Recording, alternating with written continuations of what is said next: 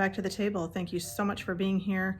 Go ahead and hit that subscribe button so that you can join the table family, and don't forget to hit that notification bell so that you can be notified every time I upload a video, which is every Wednesday. And don't forget to hit that like button on this video, share it with your friends, and let's just grow this community together and have a place where we can meet each week at the table and share some crafting ideas.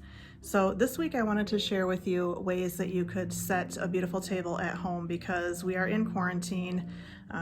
We're not going to really be able to do our normal traditional things for Easter like we might have done. Maybe you go out for dinner every Easter and the restaurants are shut down, so you won't be able to do that. Maybe you used to have big family gatherings and trying to do the social distancing, so you won't be doing that.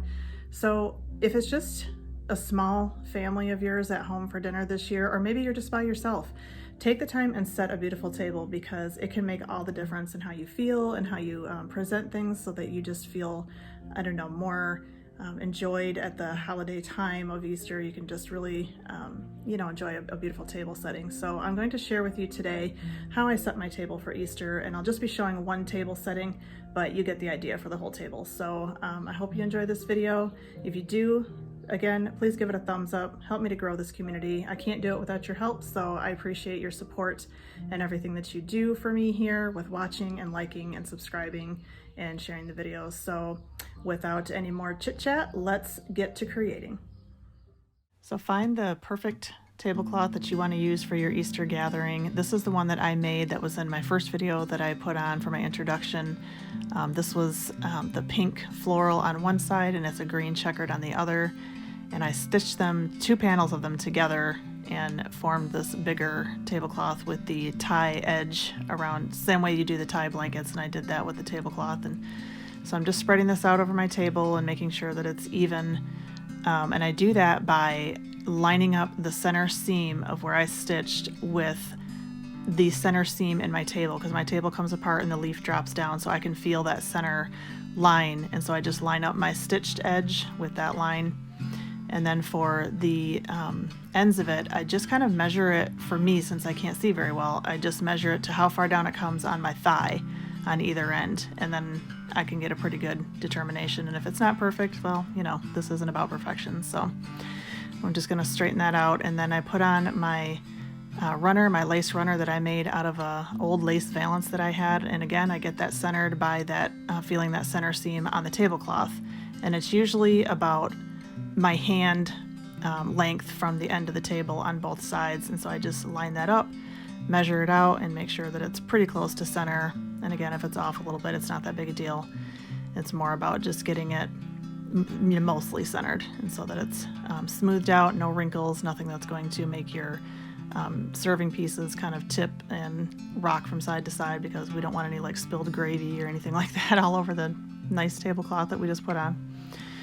So then we want to, whatever centerpiece you want to do, I have chosen to do this little, I believe this is called like a Lazy Susan or a turntable or something, and I have that in the center, and it says on there, gather at the table, and I got that because of my blog name is the close to that. It's called Around the Table.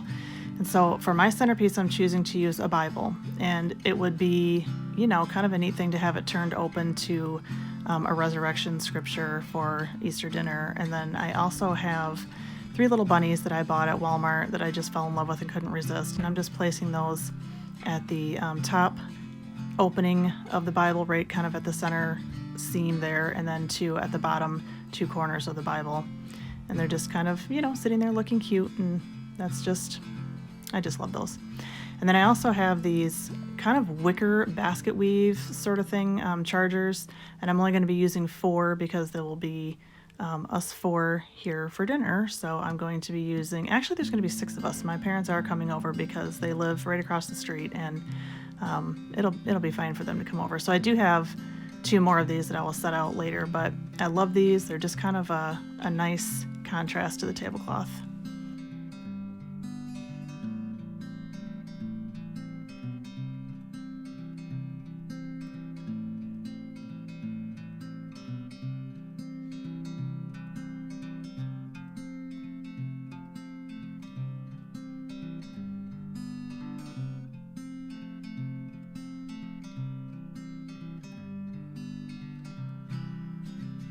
And here's our completed table setting before the dishes go on. I just wanted to give you a nice overview of the way this looks with the tablecloth and the chargers and the centerpiece all laid out for our Easter dinner.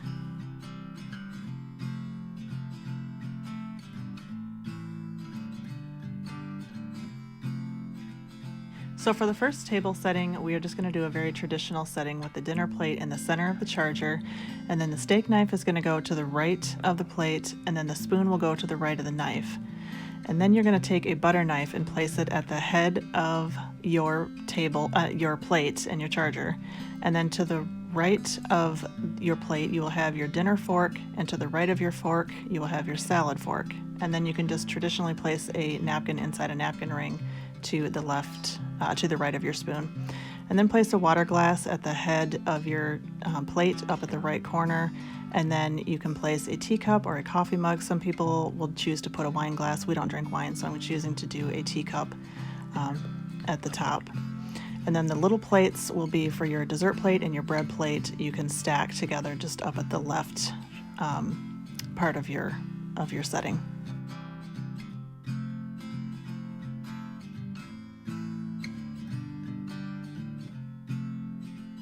And for the second idea, you can take your napkin, fold it in half, lay it across your dinner plate, and stack your fork, your spoon, and your knife all side by side, and then fold in either side of your napkin to kind of overlap each other, and then fold back the corners so that your silverware is exposed, just sitting there in the center of your dinner plate.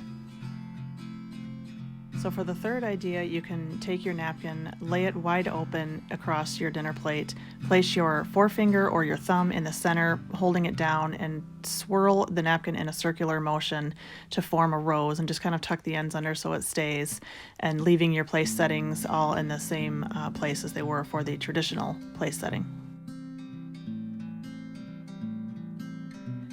And for idea number 4, you will stack your dinner plate, your bread plate, and your dessert plate all on top of each other, and then take your water glass and set that on top of your dessert plate, and take your napkin, lay it out, grab it by the center and pull it up so that it's just draping and hanging down. Turn it over and put the pointed side, if you will, down inside your glass, and letting the rest of it kind of spill out around the edges of your water glass.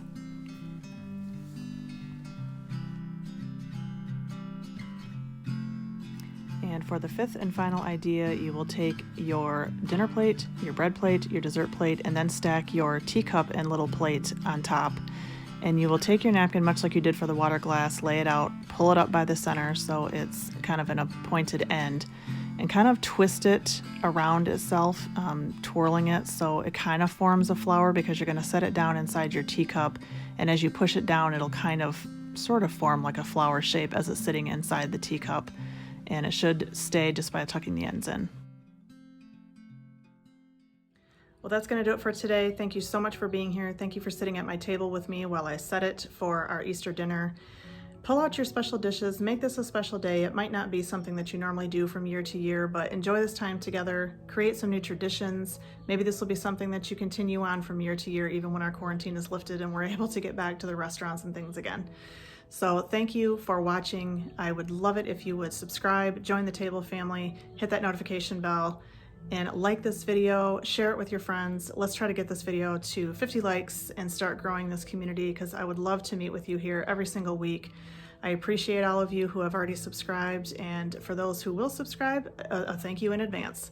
So I hope you enjoyed this. We'll see you next week, and don't forget that no matter how many things we create, there is only one creator.